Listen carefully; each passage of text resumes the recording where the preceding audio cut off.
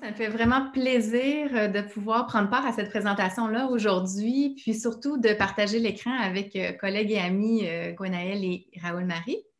Donc aujourd'hui, on avait envie de vous parler des flux de carbone dans une région du monde qui est largement impactée par les changements climatiques.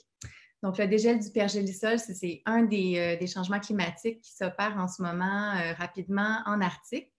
Et ce dégel du pergélisol a des impacts sur les flux de carbone.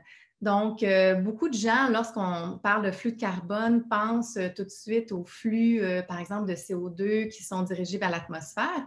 Mais on va voir tout au long de la présentation qu'il y a différents processus, différents réservoirs, différents flux de carbone qui peuvent être affectés suite au dégel du pergélisol.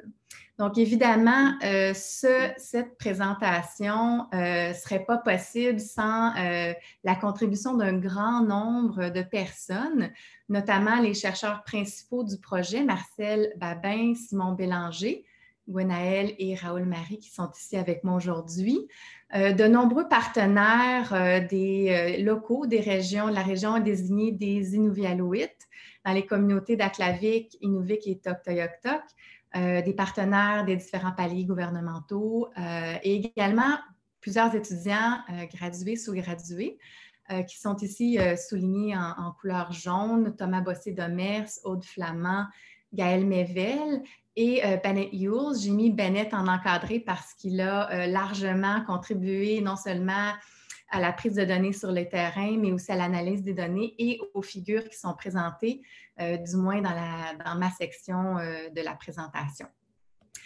Donc, Nunatario, que c'est le projet dont on va vous parler, comme Déby le mentionnait, c'est une initiative de l'Union européenne. C'est un projet qui est financé sous l'égide d'Horizon 2020. C'est un projet qui se veut très interdisciplinaire, mais pas seulement le côtoiement des différentes sciences physiques et sociales, mais vraiment un entrelacement de ces différentes sciences-là. C'est un projet qui est essentiellement européen, mais il y a quand même un pan canadien dont nous, on prend part. Et ce pan canadien-là est financé, entre autres, par ArcticNet et Sentinelle Nord. Donc, comme je disais, les collaborateurs du grand projet Nunatario sont essentiellement européens, comme on peut le voir sur cette carte qui présente en rouge les différents pays qui sont impliqués et les différents logos des entités qui participent à ce projet-là européen. Donc, le Canada est en rouge ici aussi. J'ai rajouté le petit logo de la NASA qui est aux États-Unis parce que dans notre pan du projet, on a un partenariat avec la NASA également. Donc, on parle aujourd'hui de pergélisol. Ici, on voit une carte polaire centrique où on voit les différentes couleurs font référence à différents types de pergélisol. Les couleurs plutôt jaunes, brunes sont le pergélisol terrestre et les couleurs verdâtres, ce sont les couleurs qui réfèrent au pergélisol sous-marin. Aujourd'hui, on va parler surtout du pergélisol terrestre. Donc, dans cette figure, on voit les différentes couleurs associées aux différents types de pergélisol. Donc, le pergélisol continu, donc en brun foncé, qui est le pergélisol qui va couvrir une portion du territoire à plus de 90 % de sa surface, alors que le pergélisol discontinu, qui est en jaune moyen, c'est un pergélisol qui va couvrir de 50 à 90 % de cette surface, et le pergélisol sporadique, qui va couvrir une surface entre 10 et 50 %. On voit également sur la carte les glaciers continentaux, notamment sur le Groenland, et on voit que la large partie du pergélisol continu se retrouve en Sibérie, donc au nord du continent eurasien, en Amérique du Nord, mais également dans quelques systèmes montagneux, les Alpes, la chaîne des Himalayas. Donc, le permafrost, le pergélisol, on constate un dégel, une augmentation des températures au niveau global Et des études récentes montrent que cette augmentation des températures moyennes se produit à travers, dans différents sites dans les pergélisols continus et discontinus. Ici, je vous présente une figure d'un article récent paru dans Nature l'année passée, où on voit dans l'encadré A les différents sites de mesure du pergélisol et en B, sur l'axe des Y, la moyenne annuelle des températures de ce pergélisol sur une ligne de temps qui va de 1978 jusqu'à 2016. Et on voit qu'il y a une tendance à l'augmentation des températures du pergélisol et particulièrement dans les pergélisols qui ont des températures initiales plus froides. Donc, ce qu'on voit dans l'encadré B, les augmentations, les tendances à l'augmentation pour les pergélisols qui sont plus froids que moins 5 degrés Celsius. Donc, une tendance qui est assez globale. Et les auteurs de cet article notent quand même une différence dans les processus qui sont impliqués pour les pour le réchauffement de les anomalies de température dans ces différents pergélisols. Dans l'encadré de A, on voit ces anomalies de température, les changements dans la température pour le pergélisol continu pendant la dernière décennie de 2008 à 2016.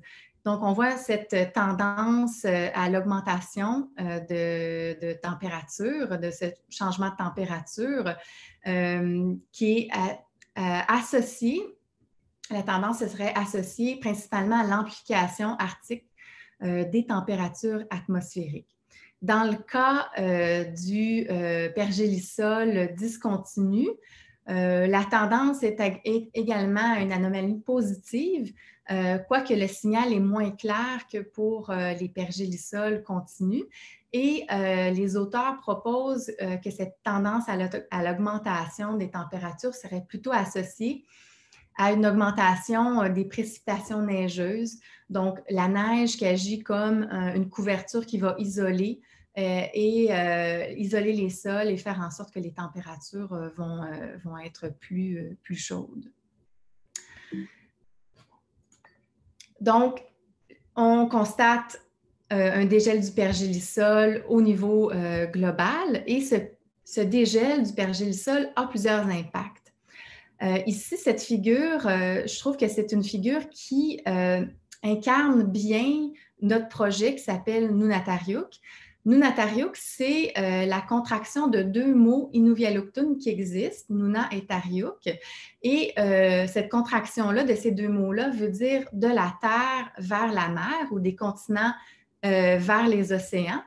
Et c'est vraiment cette idée du continuum, des processus qui se produisent au niveau terrestre et des processus qui se produisent dans le milieu marin et tout ce qui se passe entre ces deux écosystèmes.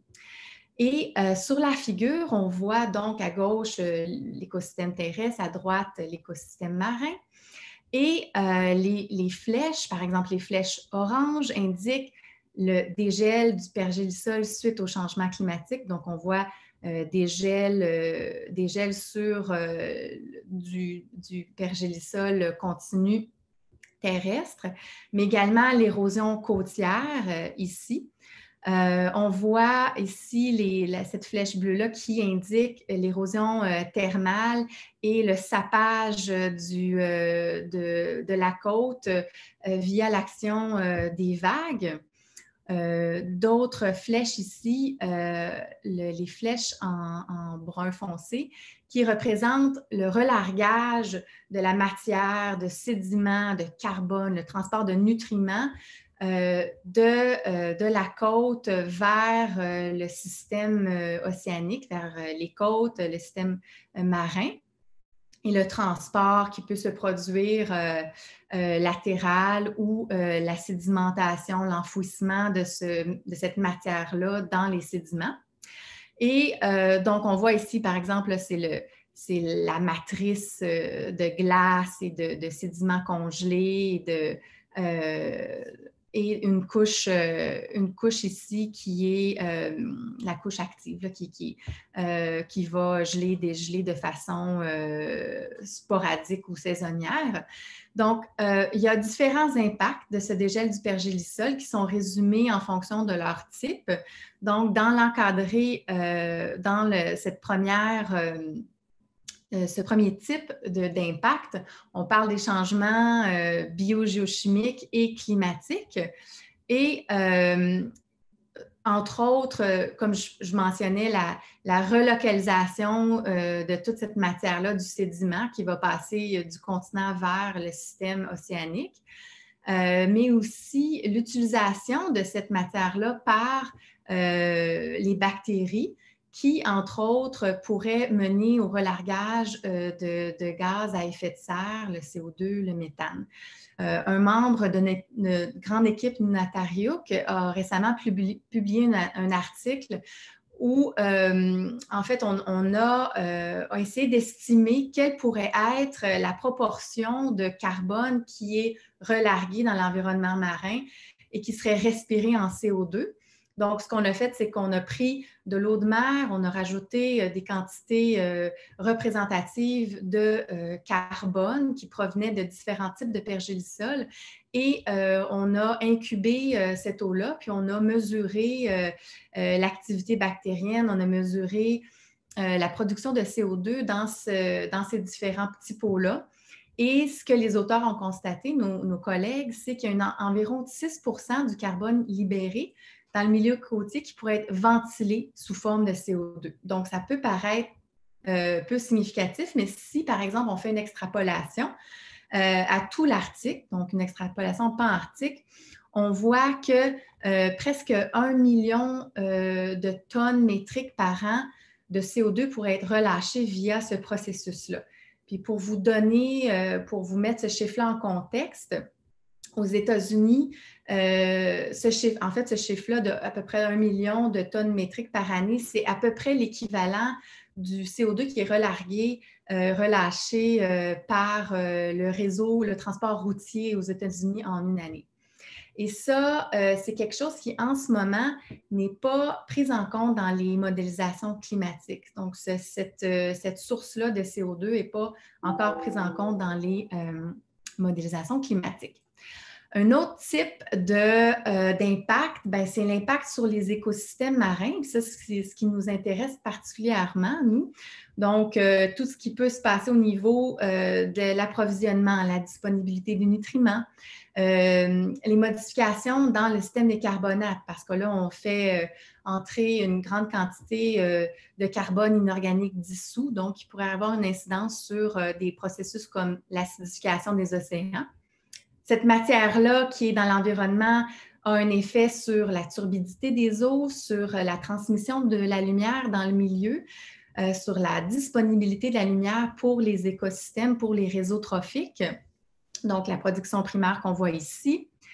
Et finalement, il y a aussi des impacts socio-économiques. Donc, ce sont des impacts que nous, dans notre work package, dans notre projet, on n'étudie pas, mais dans le grand projet Nunatariuk, il y a des gens qui se penchent sur ces impacts-là, donc des dommages aux infrastructures, la perte des héritages culturels, de la perte des habitats pour la pêche et la chasse, et la relocalisation des communautés qui habitent dans ces régions côtières qui sont affectées par le dégel du pergélisol, l'érosion côtière. Et ici, une photo prise l'été passé, je crois, Gwen, que c'était en juillet 2019, lors d'une tempête. Et là, on voit les maisons qui sont littéralement soufflées par les vagues ici. Et nous, on connaît des gens qui habitent dans ces maisons-là, entre autres Noé Cockney, qui habite dans cette maison-là ici et qui a en fait dû relocaliser sa maison depuis ces événements-là. Donc, c'est un enjeu qui est réel. cet enjeu-là d'érosion côtière et de dégel de pergélisol, c'est réel, puis c'est pressant parce que déjà, il y a des communautés qui font face à ces enjeux-là, ces impacts, où ils doivent relocaliser leurs habitations, leurs maisons pour faire face à cette érosion qui se produit très rapidement. Donc, sur la figure que je vous ai présentée plus tôt, où on montrait on voyait les différents impacts du dégel du pergélisol, on voyait très bien l'effet du dégel sur la côte, l'érosion côtière. Et bien ça, c'est important parce que les côtes pergélisolées en Arctique représentent 34% de toutes les côtes sur la Terre. Donc, un tiers des côtes de la Terre sont en Arctique et potentiellement peuvent relarguer du carbone via ce dégel du pergélisol. Cette érosion-là, elle est importante et s'accélère. Les estimés, disons, maximaux démontrent une érosion côtière qui peut aller jusqu'à 25 mètres par année. Donc ça, c'est extrême, mais quand même, vous pouvez vous imaginer que si on perd 25 mètres de côte par année, c'est beaucoup de matière, de sédiments qui se retrouvent dans le milieu côtier, dans l'environnement marin. Et on estime que les flux de carbone organique particulier, POC, dans les eaux côtières arctiques pourraient se chiffrer à 14 téragrammes de carbone par an. Donc, c'est des grandes quantités de carbone qui se retrouvent dans le milieu. Et maintenant, il faut comprendre qu'est-ce qui arrive, quel est le devenir de ce carbone-là dans l'environnement côtier. Et c'est ça qui nous intéresse. Dans la figure que j'ai présentée, ce qui manquait, par contre, c'est les rivières et le rôle des bassins versants, bassins hydrographiques dans cet écosystème-là, dans cette équation-là. On sait que les bassins versants vont venir, sont les réceptacles, vont venir drainer les régions qui sont couvertes de pergélisol discontinu, continu. Et donc, la matière organique relâchée par le dégel de ce pergélisol-là, dans ces endroits-là, va être drainée dans les rivières et apportée dans le système arctique marin via ces rivières et ces fleuves. Donc, ça mène à une augmentation de la mobilisation de la matière organique via ce dégel-là du pergélisol terrestre. Et ça, cette mobilisation-là plus importante de la matière organique est également accompagnée d'une augmentation des débits fluviaux. Donc, on a à la fois le dégel du pergélisol et un plus grand débit qui va amener une plus grande part de matière organique dans l'environnement. Et ça, bien, ça a pour effet de modifier les flux de matière organique. Et nous, ce qui nous intéresse, c'est de comprendre le devenir de cette matière organique.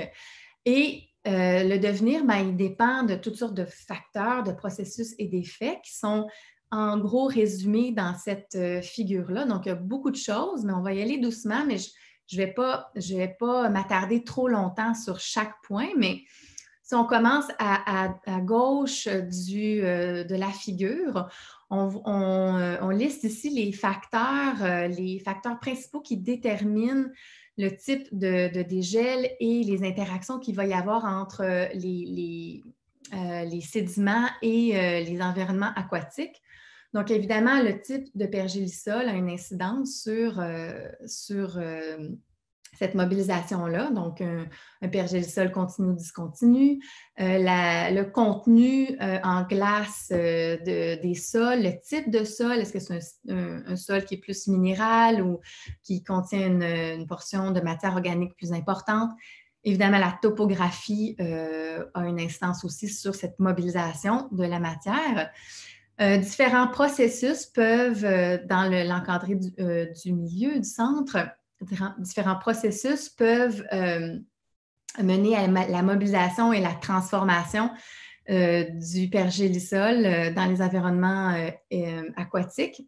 Donc, il va y avoir une mobilisation différentielle de nutriments, de sédiments, de contaminants, d'ions majeurs et à l'intérieur de l'environnement aquatique, bien, toutes sortes de processus de biodégradation. Donc, on parlait tantôt de respiration par les bactéries. Donc, ça, c'est un type de biodégradation de la matière organique.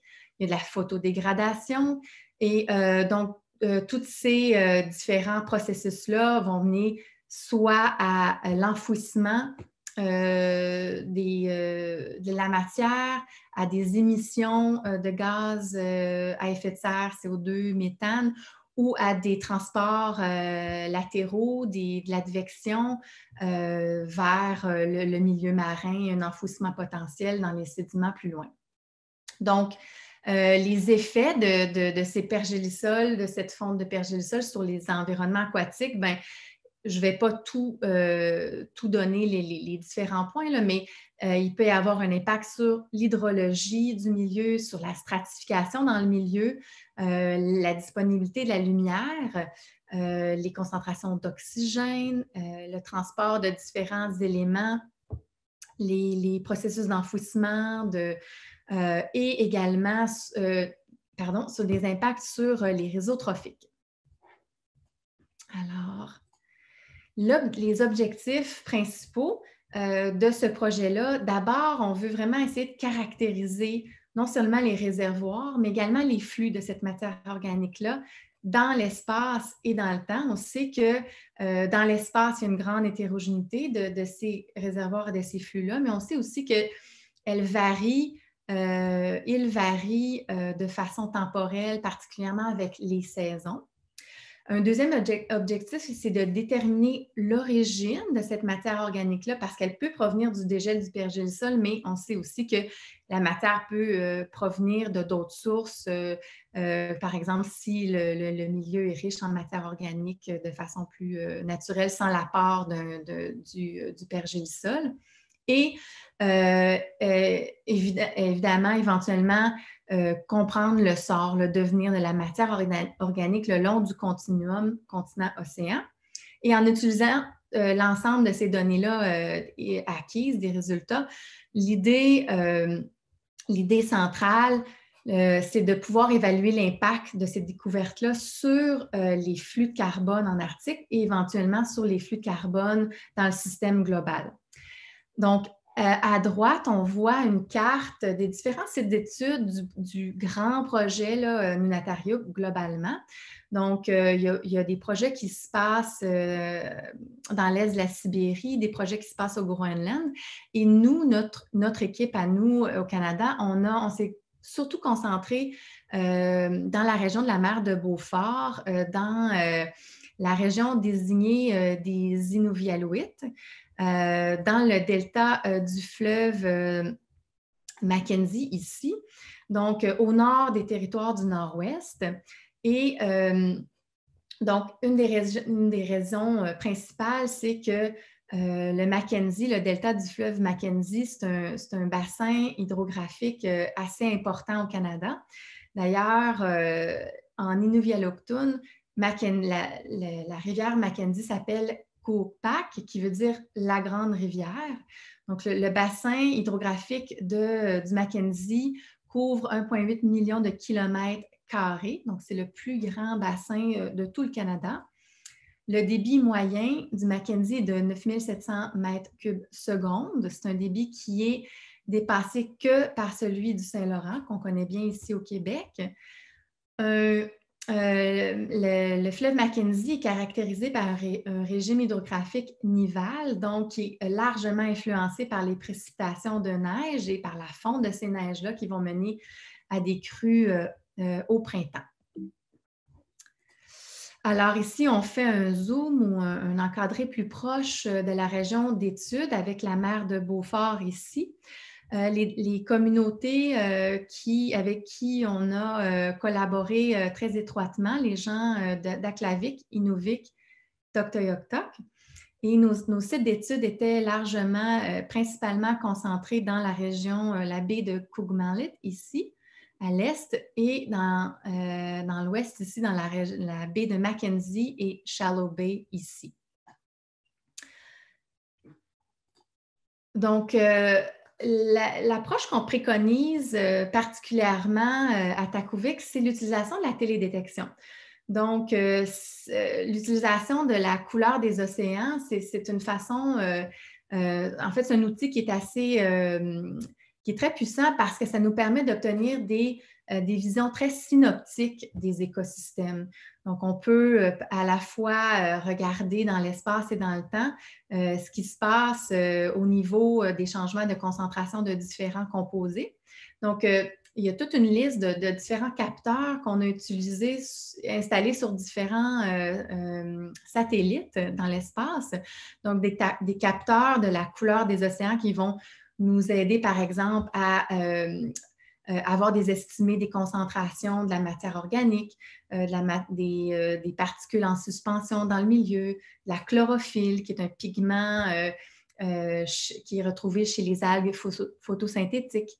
On va utiliser des capteurs actifs ou passifs de micro-ondes qui vont nous permettre de caractériser la glace, le couvert de glace, le type de glace. Donc, tous ces capteurs-là nous aident à dresser un portrait synoptique.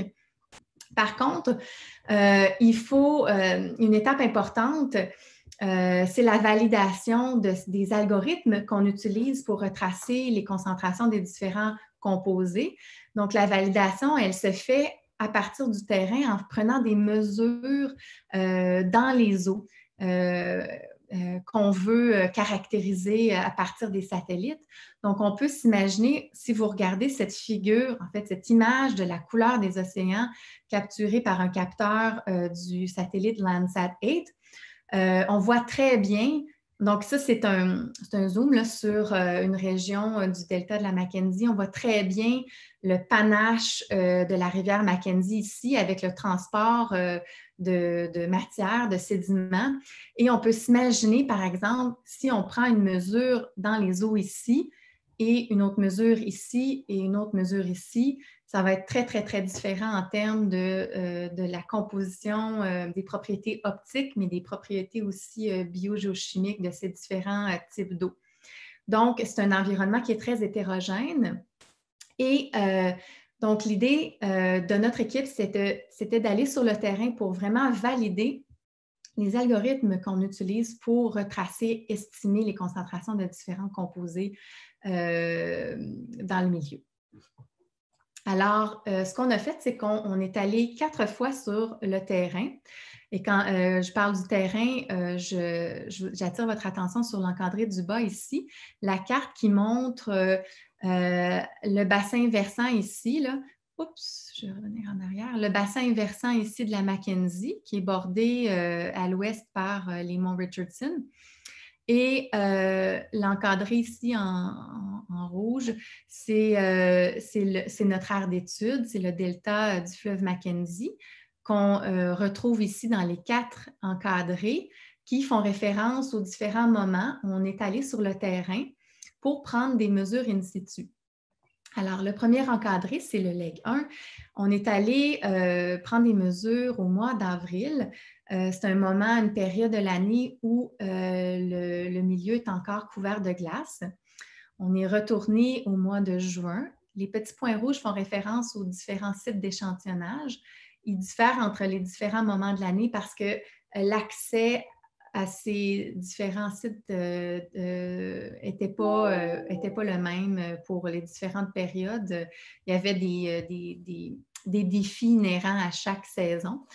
On est retourné, donc au mois de juin, c'était la fin de la débâcle. Il y avait un mélange de glace, mais d'eau ouverte aussi, ce qui compliquait un petit peu la prise d'échantillons, mais je vais vous mentionner ça un petit peu plus tard. Mois de juillet-août, c'est vraiment des conditions estivales et on est retourné une dernière fois au mois de août-septembre. Donc, fin des conditions estivales, mais pré-gel. Donc, ce n'était pas encore gelé. Ici, c'est une petite animation qui montre l'état de la glace au mois d'avril 2019 et vous allez bien voir, je vais le faire partir, il va tourner en boucle. vous allez voir, vous voyez ici, là, donc ça, c'est nos deux aires d'études. Et on voit la présence bien fixée là, de la banquise côtière, là. On voit par contre ici qu'il y a une fragmentation là, au niveau de la glace ici.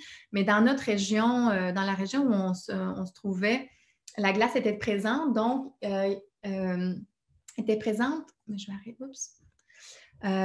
Et donc, on a dû se rendre là en hélicoptère, se poser et faire l'échantillonnage en faisant des trous dans la glace et en récoltant l'eau sous la glace. Donc, pour cette région-là, on est allé en hélicoptère, on s'est posé. Puis pour cette région-là, on était quand même assez proche du village de Toktoyaktok, de sorte qu'on a pu y aller en motoneige. Donc, pour le mois de juin, comme il y avait un mélange de glace et d'eau ouverte dans les deux secteurs, on a utilisé encore un hélicoptère, mais on a dû faire notre échantillonnage en vol stationnaire au-dessus des stations, ce qui a fait en sorte qu'on a pu couvrir un petit peu moins de terrain étant donné qu'on ne peut pas rester en vol stationnaire très, très longtemps. Donc, voilà. Et puis, pour les 2 derniers legs, on est allé en bateau. Donc, on a profité de l'expertise de nos partenaires locaux qui connaissent très bien ces milieux-là. Donc, c'est des milieux qui sont difficiles à naviguer parce que la topographie là, du fond est pas caractérisée de un. Et c'est très changeant là, en fonction des dépôts de sédiments qui se font d'année après année. Alors, donc, c'est ça, je mentionnais nos partenaires locaux. Je dois dire que ça a été une grande part du succès de nos missions, la présence, le partenariat avec ces gens-là. Donc, ça, c'est juste un fragment là, des gens qui nous ont aidés, qui ont participé à cette aventure-là. Mais je tiens quand même à souligner nos assistants de recherche, Miles Dillon, David Obi James Anakina, Thomas Gordon, Charlotte Irish et beaucoup d'autres qui ont été des alliés super précieux là, dans la récolte de données pendant les quatre missions sur le terrain. Alors, on a avec eux mesuré une panoplie de variables dans l'environnement. Je ne ferai pas le détail de tout ça. Vous pouvez lire si vous avez envie ou me poser des questions à la fin. On a mesuré des choses directement dans des paramètres physiques directement dans le milieu, température, conductivité, salinité. On a pris de l'eau qu'on a ramenée au laboratoire. On avait un laboratoire à Inuvik en association avec Aurora Research Institute à Inuvik.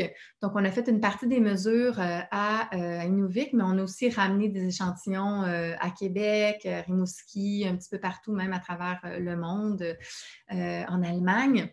J'attire votre attention sur cette variable-là, qui est le sédum, la matière organique dissoute colorée. Donc, j'attire votre attention sur cette variable-là parce que je vais en parler dans les quelques résultats que je vais montrer. Les amateurs de thé connaissent bien peut-être sans le savoir, connaissent bien cette variable. Donc, à chaque fois que vous faites une tasse de thé, vous êtes en train de vous faire une tasse de sédum. Donc, c'est en fait le relargage de la matière organique dissoute qui se trouve dans le sachet de thé dans l'environnement aquatique, dans ce cas-ci, une tasse d'eau. Donc, c'est un peu de la même façon dans l'environnement marin. Il peut y avoir relargage de cette matière organique-là qui est dissous, qui va venir colorer les eaux environnantes. Et j'attire aussi votre attention sur cette variable-là, le DOC, qui est le carbone, la fraction, la portion carbone de la matière organique dissoute. Et Gwenaëlle va vous parler aussi du DIC, le carbone inorganique dissous. Donc, je passe rapidement sur ça.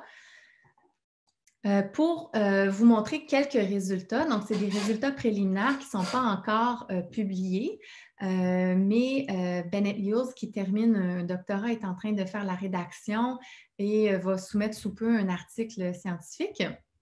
Donc ici, on voit les 4 panneaux qui nous présentent les différents legs, les différents moments où on est allé sur le terrain, avec en rouge les stations, les points d'échantillonnage.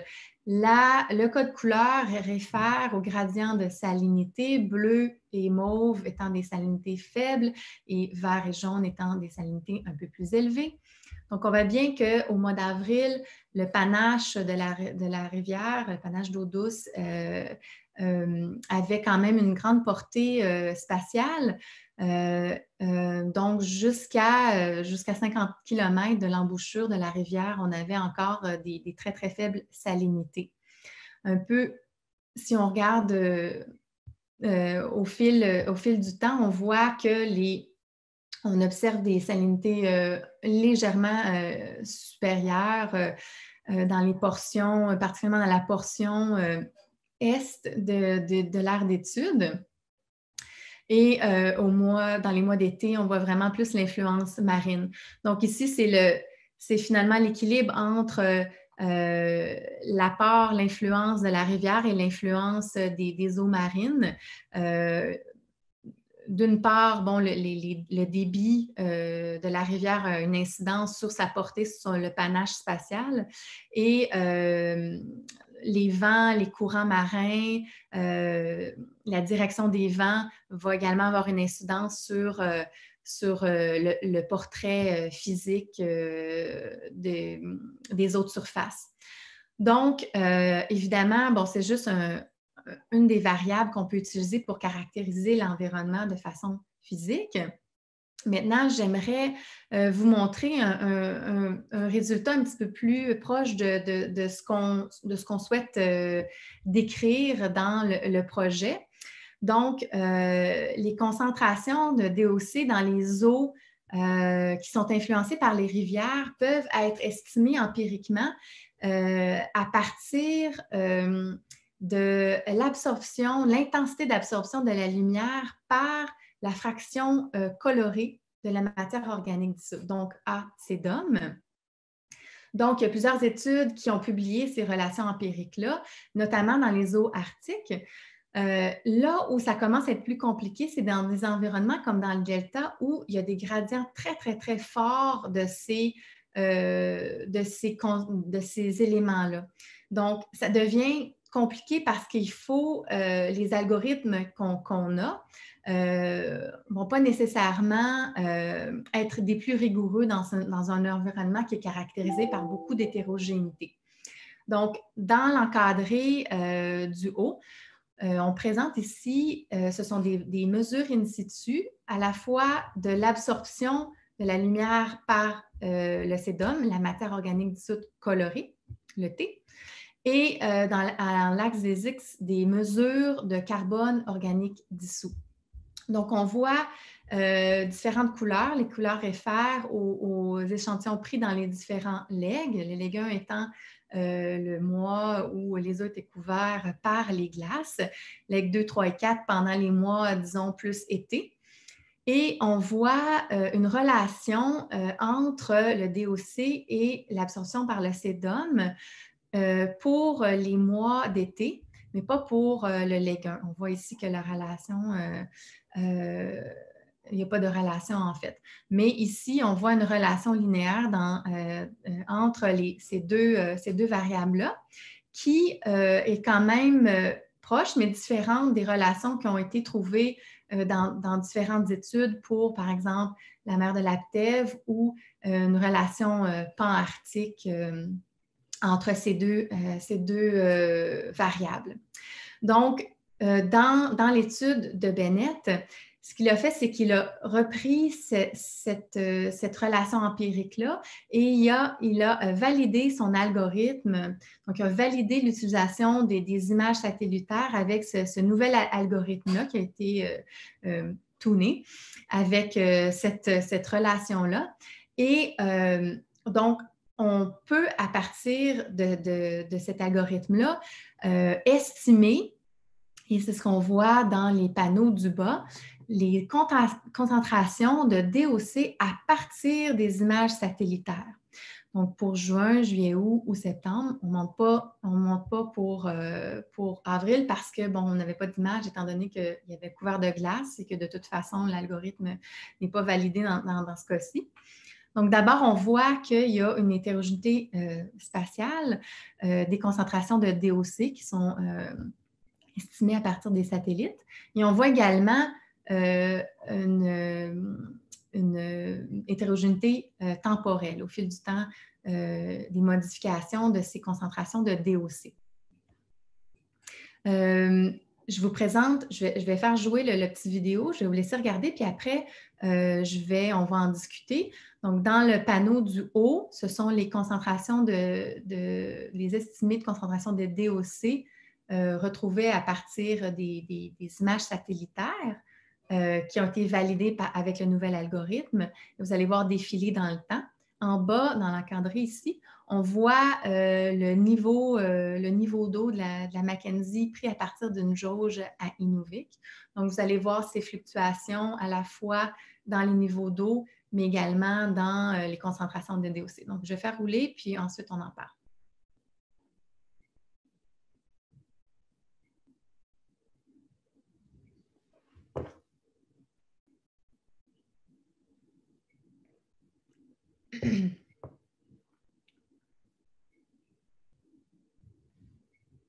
OK? Donc, je vais mettre cette figure-là, en fait, qui est un résumé de ce qu'on vient de voir qui bougeait dans le temps. Alors, on note une étendue spatiale maximale du panache du DOC. Bien, d'abord, je vais expliquer, là, ici, c'est la latitude. On voit la portion terrain, la portion marine, là, côtière marine, en fonction de la latitude. Et ici, les variations temporelles du niveau d'eau la rivière Mackenzie. Donc, une étendue spatiale maximale de ce panache de DOC en lien avec le pic de niveau d'eau de la Mackenzie. Et ensuite, on voit des moments où il y a des augmentations dans le temps qui peuvent être liées à des augmentations de précipitations, donc plus de précipitations sur le bassin versant de la Mackenzie, puis une augmentation des débits de façon sporadique et ponctuelle. Et ce qui est intéressant de noter ici, c'est que les bandes ici réfèrent aux périodes où nous, on était sur place, où on échantillonnait.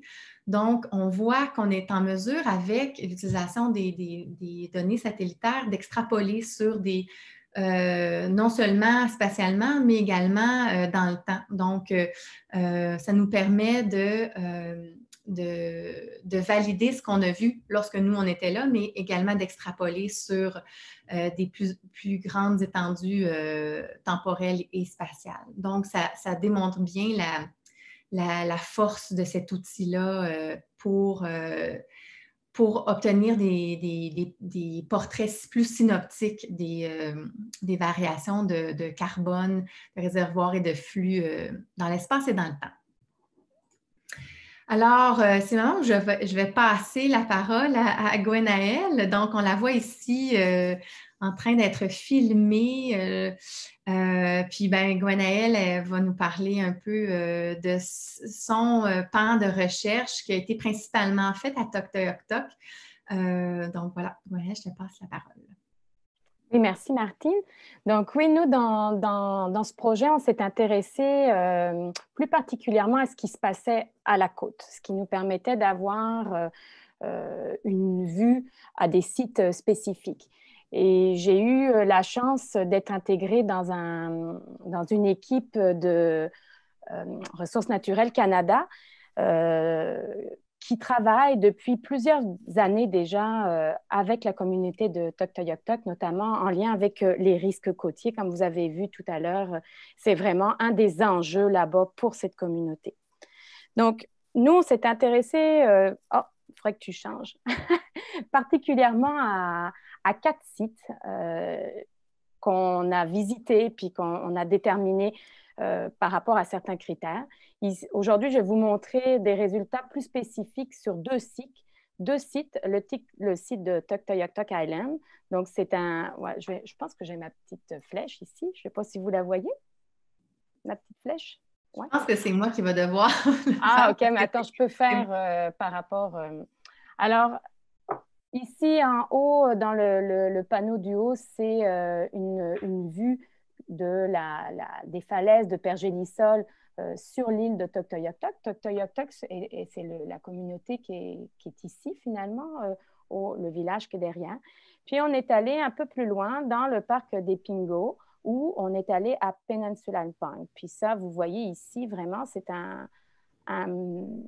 une situation, un système très complexe. C'est vraiment ce qu'on voit beaucoup ce qu'on rencontre quand on est dans ces régions-là. Donc, une côte de pergélisol qui se fait éroder, sapée par le bas, où il y a aussi une fonte de la glace massive. Vous voyez ici en blanc. Oui, c'est exactement un tout petit peu ici. Là. T'es bien placé. Ici, cette glace massive qui est à la base de la falaise côtière pergélisolée. Donc, on a comme ça des moments où on a une remobilisation sédimentaire, vraiment de la même façon que ce qui nous avait été présenté, ce que Martine nous a présenté tout à l'heure sur le carton. Donc, le but ici, nous, c'était de caractériser, si tu peux juste revenir, excuse-moi, c'était de caractériser, mais aussi de quantifier les flux de carbone dissous et non pas particulaires, mais ce qui était remobilisé directement par les eaux porales ou les eaux qu'on va appeler souterraines, je vais vous expliquer pourquoi après, à l'échelle de complexes côtiers spécifiques. Donc, ici, deux sites spécifiques dont on va parler plus en détail aujourd'hui. Donc, pour faire ça, notre approche, ça a été d'établir des transects. On s'est intéressé à ce qu'il y avait dans les eaux porales ou dans les eaux souterraines qu'on a pu récupérer directement au sein du pergélisol. Finalement, ce qu'on a fait, c'est récupérer avec des seaux ce qui coulait naturellement le long de la falaise ou ce qui dégoûtait de la glace massive qui fondait. Mais on a aussi récupéré du pergélisol qu'on a fait fondre à température pièce finalement et on a essayé tant bien que mal de récupérer les eaux interstitielles. On a aussi, le long des gradients de plage, donc installé ce qu'on appelle ces équivalents de piézomètres, c'est des tubes crépinés dans lesquels on est capable d'aller récupérer de l'eau jusqu'à plusieurs mètres. Bon, là, forcément, avec le pergélisol, on n'a pas été capable de creuser vraiment profond, mais on a pu récupérer de l'eau jusqu'à 60 cm, 1 mètre, 1 mètre 50 sous la surface du sédiment, notamment dans la zone intertidale, où là, on avait plus accès finalement à la nappe d'eau contenue dans la plage. Puis, on s'est aussi intéressé à qu'est-ce qui se passe en milieu infralittoral. Et là, on s'est limité à 1 mille nautiques, en gros, de la côte. On a fait on a fait 4 ou 5 points en bateau comme ça. Donc, l'idée, c'est vraiment un transect perpendiculaire à la côte où on a analysé différents éléments qui comprennent le carbone inorganique dissous, le carbone organique dissous, le méthane et le sédum. Donc, des éléments complémentaires à ce que vous a présenté Martine. Donc, l'idée ici, c'est d'essayer de quantifier le transport d'eau de fonte. C'est d'essayer de voir qu'est-ce qui sort de cette zone-là, de ces falaises-là, et qu'est-ce qui atteint directement le milieu infralittoral et qui n'est pas forcément amené par le Mackenzie et par le bassin versant, mais vraiment, qu'est-ce qui se passe à la côte? Pour cela, pour essayer de quantifier les flux, donc c'est beaucoup des flux advectifs, des flux, c'est des transports. C'est pour ça que vous m'entendez parler d'eau souterraine. La différence entre l'eau souterraine et l'eau porale, ici, c'est une question de transport. L'eau porale on va plutôt l'utiliser, ce terme-là, quand on va être dans des sédiments où c'est la diffusion moléculaire qui va dominer. Dans le concept d'eau souterraine, alors ce ne sont pas forcément des eaux souterraines consommables, mais ce sont des eaux qui restent pendant un temps donné dans la matrice sédimentaire ou dans les roches. Donc là, en essayant de quantifier le transport de ces eaux-là, il nous faut des marqueurs. Donc on peut calculer des gradients hydrauliques, comme on fait en hydrogéologie. Ici, c'était un peu difficile parce qu'on n'avait pas vraiment d'eau souterraine dans la plage. On avait du pergélisol en dessous qui ne nous permettait pas forcément d'avoir des gradients hydrauliques. Donc, on s'est intéressé on a essayé avec ma collègue Lorraine Kipp, on a essayé d'utiliser des traceurs qui sont des radionucléides qui sont naturellement produits dans l'eau souterraine. Donc, ici, je vous montre l'utilisation du radon, mais Lorraine a travaillé sur différents isotopes du radium aussi, puis tout ça va être combiné dans la prochaine année. Donc, le radon, c'est un radionucléide naturellement produit quand l'eau est en contact avec la roche ou les sédiments. On a la roche ou le sédiment à une quantité de maximum de radon qui est déterminé par sa production, par son père, qui est issu finalement, le radon est issu de la désintégration et dans la chaîne de désintégration de l'uranium-238. Donc, on se sert de cet élément-là comme un chronomètre naturel. Vous voyez que sa demi-vie est relativement courte, 3,8 jours. Le radon est aussi un gaz, donc lui, dès qu'il est en air libre, il dégaze, donc on le perd. Donc, quand on en rencontre en milieu côtier, c'est qu'il y a une source d'eau souterraine ou d'eau qui a séjourné dans du sédiment qui apparaît. Puis nous, on a utilisé, on essaye actuellement d'utiliser ce traceur-là pour quantifier ces eaux qui sortent. Donc, je vous fais grâce du modèle, mais c'est juste pour vous montrer rapidement. On a du radon qui arrive dans notre boîte d'océan côtier, finalement. Là, on a différents processus qui prennent en charge le radon. Il y en a une partie qui est exportée plus loin dans l'océan, puis il y en a surtout une grande partie qui est dégazée, donc une perte de radon. Et on va utiliser des modèles de ce type-là, où on va quantifier les différents processus de perte pour essayer de caractériser ou d'avoir une idée de ce qui rentre, donc la flèche verte sur ce diagramme-là. Pour ceci, ce qui est efficace avec le radon, c'est qu'on peut faire et des mesures ponctuelles et des mesures in situ. Donc, directement à partir d'un zodiaque, on peut dégazer l'eau et mesurer le radon. Je n'ai pas encore traité ces données-là, alors je vais vous présenter pour l'instant des mesures ponctuelles. Brièvement, ici, je vous montre, l'idée c'était est-ce qu'on peut se servir du radon? Donc, il fallait étudier le comportement du radon dans cette zone-là. Je vous ai mis ici une photo de ce qu'on voit quand on est sur l'île de Toktoyaktok. Et puis, j'ai schématisé finalement le dessous, ce qu'on ne voit pas quand on est sous nos pieds.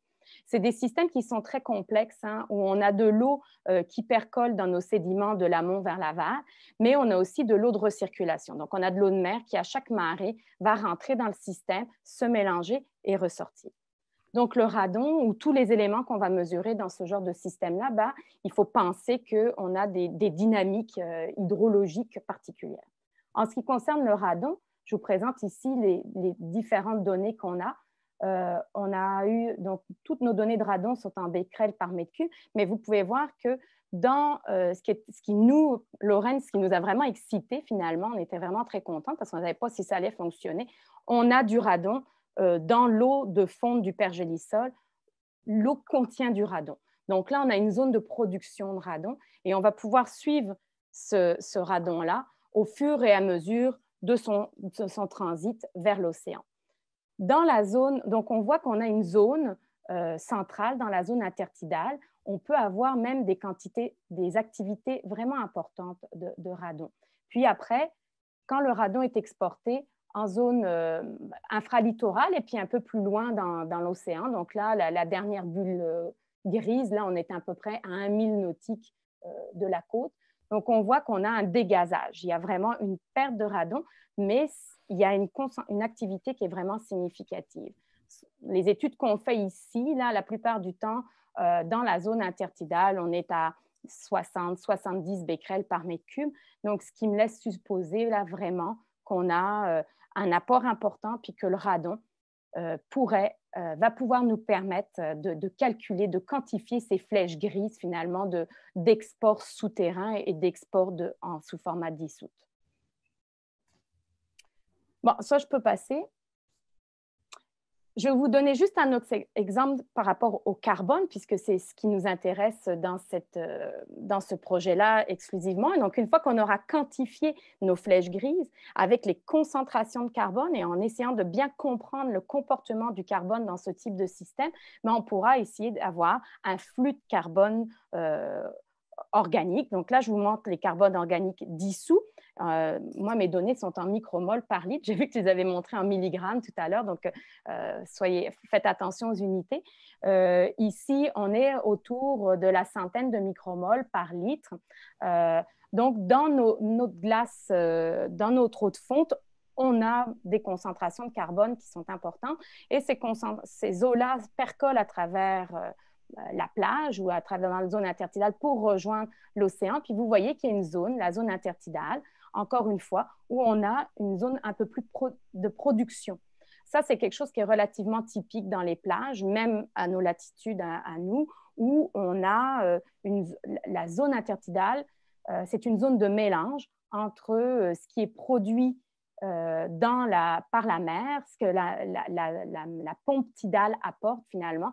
Et donc là, on a un mélange de matières, d'origine marine ou plus dégradée et de l'eau de fonte du pergélisol. Donc là, c'est encore des choses à caractériser, mais juste pour finir, bon, ça c'était, on va pouvoir passer aussi. Juste pour finir, on parlait de sédum et de fluorescence. Ici, on a des matrices d'excitation émission de la matière fluorescente. Où je veux juste vous attirer, c'est comme une signature. C'est une signature un peu optique des matières fluorescentes dans ce pool-là de matières. Et encore une fois, 3 exemples, eau de fonte, eau souterraine au milieu et eau de mer.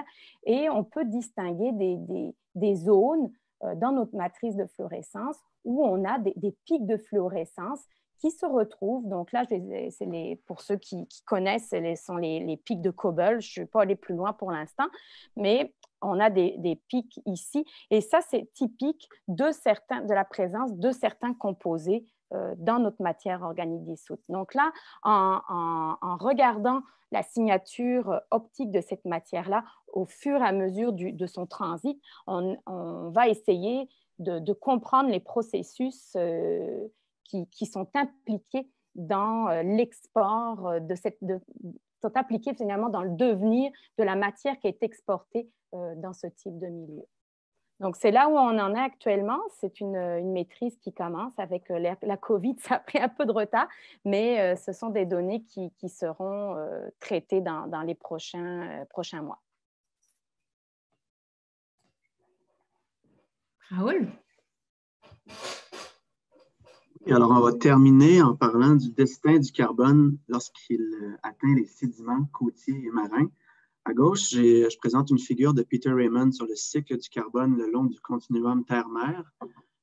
C'est pour montrer que le carbone réagit le long du continuum terre-mer depuis le bassin versant, dans la rivière, dans le milieu côtier, finalement atteint le sédiment où il va être dégradé par l'activité microbienne ou être stocké. Puis les flux de carbone, eux, vont changer au cours de l'année, comme on l'a vu.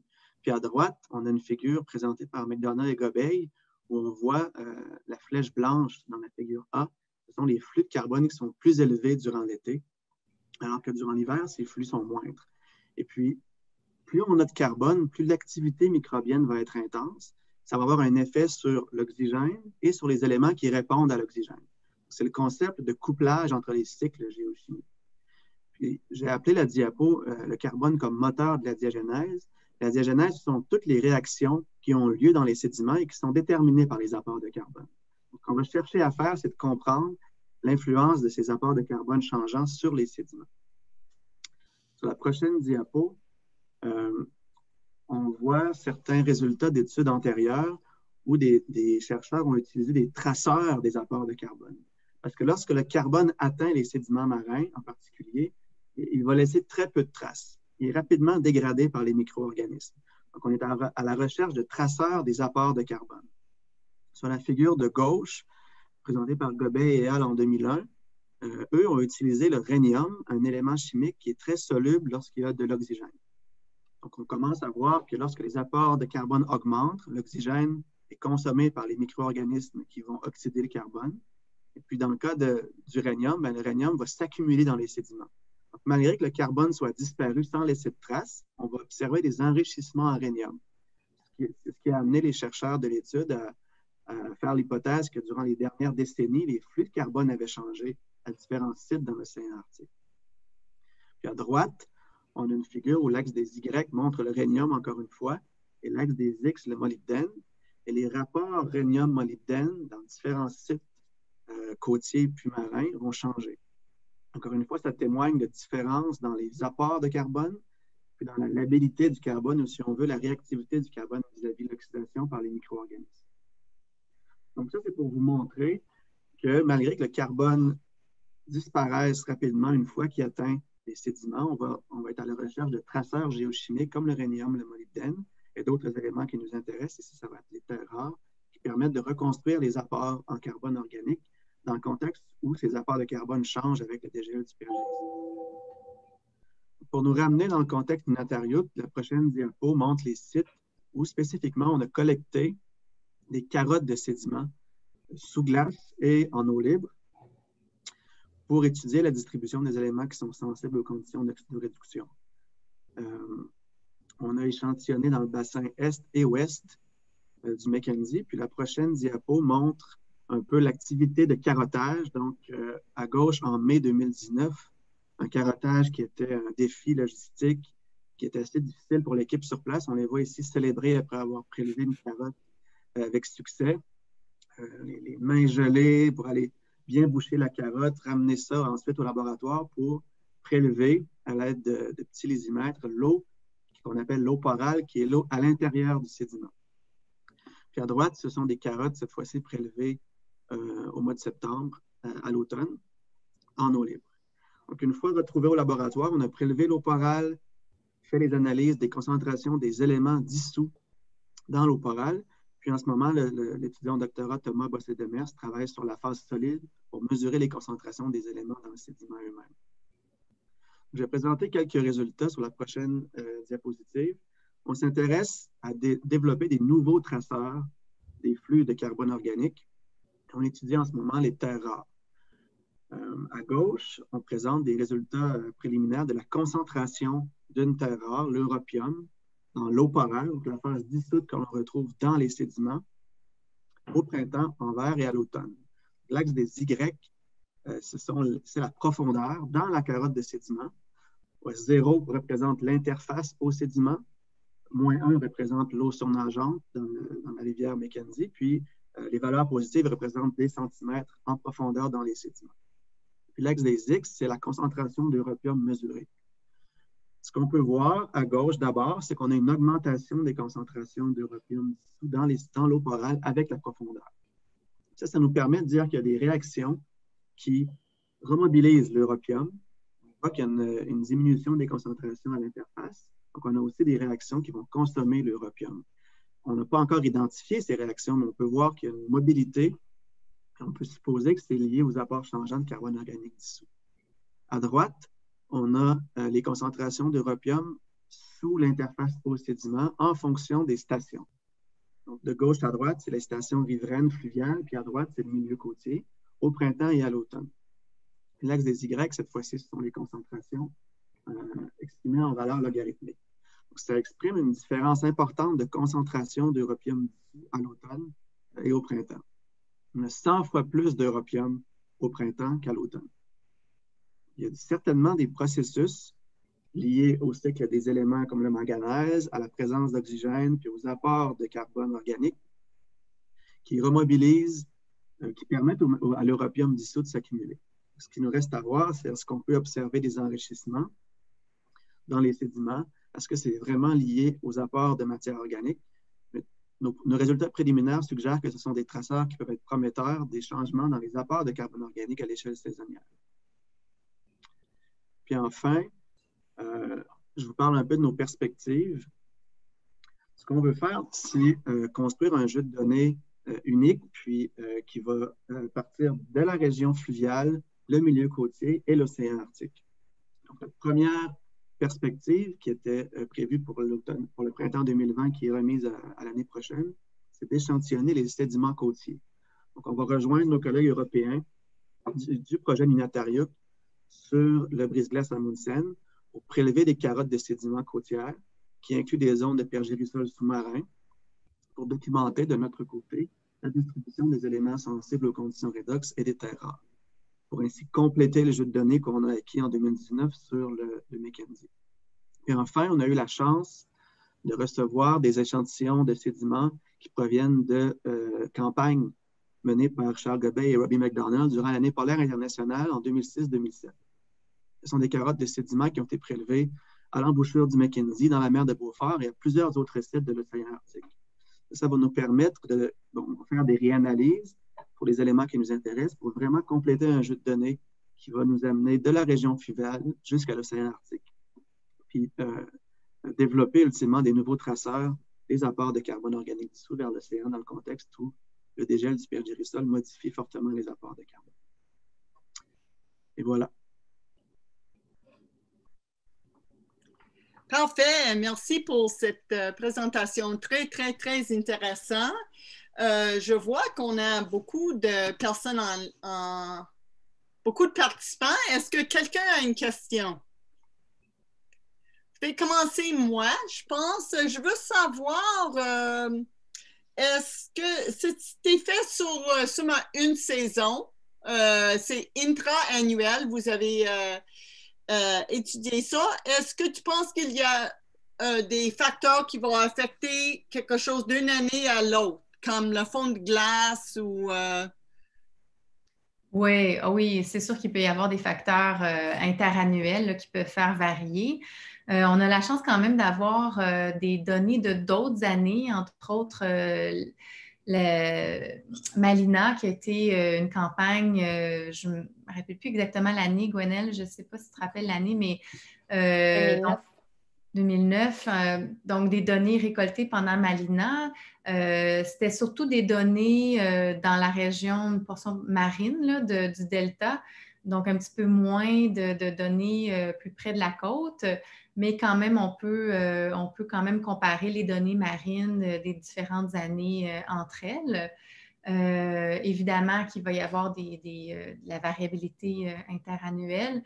L'utilisation des images satellitaires, ça nous aide à regarder ces variabilités puis s'il y a des tendances dans le temps. Entre autres, on remarque qu'il y a une augmentation du carbone organique particulier, du POC, des flux de POC dans l'environnement côtier à partir des images satellitaires. Je ne sais pas si vous voulez rajouter, Gwen et Raoul. Ben, ce qui est de notre côté, finalement, c'est sûr qu'il y a une grosse variabilité saisonnière. On le voit quand on étudie ces systèmes intertidaux ou côtiers. On le voit aussi ici. Donc, je pense qu'elle est d'autant plus contrastée en Arctique. C'est des choses qui sont... C'est sûr que ce qu'on fait, nous, du côté des intertidaux, là, c'est plutôt des photos instantanées. Il faut voir ça comme, OK, à ce moment-là, les conditions étaient comme ça, puis c'est ça. On n'a pas vraiment, comme Raoul, une vue avec qui pourrait servir à un enregistrement. On n'a pas d'enregistrement de ce qui s'est passé. C'est très instantané. D'où l'importance de bien comprendre ce qui se passe et d'essayer d'y retourner. Et c'est ça, on a l'opportunité, finalement, on a déposé... le projet fait partie de 2 propositions qui ont été déposées à Savoir polaire, dont une qui a été menée par la communauté de Tuktoyaktuk avec le support de Ressources naturelles Canada et qui devrait être acceptée, qui a été acceptée. Puis une autre dans laquelle Raoul et moi sommes demandeurs aussi pour continuer à travailler là-bas, mais qui est toujours en attente de réponse et qui nous permettrait finalement de retourner. Donc, c'est sûr que nous, notre équipe, l'année prochaine, si on peut y aller en 2021, on devrait avoir encore 2 ou 3 ans de financement pour aller à Tuktoyaktuk et prendre des échantillons ou développer. Mais l'aspect saisonnier est très difficile à intégrer. Pour ma part, la question était sur les variations saisonnières et interannuelles. Les variations saisonnières, c'était l'objectif de la première année Lunatario en 2019. C'est ça qui est unique. Personne jusqu'à maintenant avait prélevé des sédiments à la fois sous glace et en eau libre lors d'une même saison dans le Mackenzie. Par contre, les archives sédimentaires marines, on ne verra pas des variations à l'intérieur d'une année, mais celles-là vont nous permettre de voir des variations interannuelles. C'est ce qu'on espère. Ce qu'on ne verra pas dans les sédiments du Mackenzie qui sont mobilisés, mélangés, qui ne seront pas des archives qui vont nous permettre de reconstruire sur plusieurs années. Même question à Kevin Vaillancourt. Est-ce que tu veux faire un unmute puis tu peux poser ta question?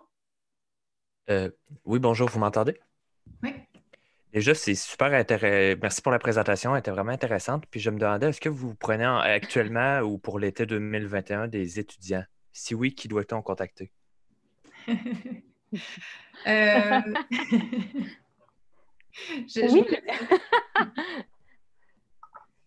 Oui, Kevin, ben, je te conseillerais d'envoyer, de préparer un beau courriel et puis de nous l'envoyer. Mais en effet, on est toujours à la recherche d'étudiants motivés pour travailler là-dessus. C'est sûr que là, dans les conditions actuelles, on est resté un peu sur le carreau cet été. On ne sait pas vraiment, on ne peut pas s'engager avec toi en te disant on s'en va, là, mais voilà, je te conseille de nous écrire. Merci beaucoup. Merci à toi. Isabelle Lorion a une question aussi. Isabelle? Votre travail.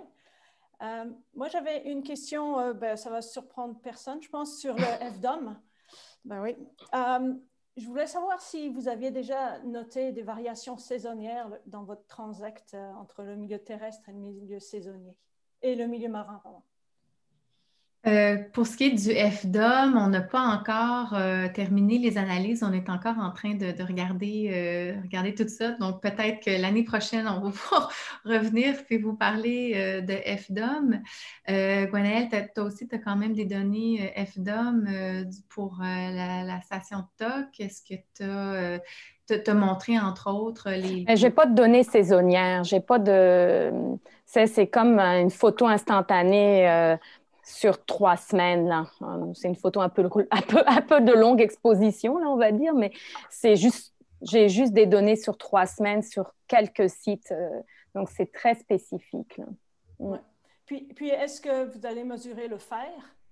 Oui, ben nous, on l'a mesuré, puis fer dissous, puis fer 3, fer 2, on a fait de la spéciation. Il n'y en a pas.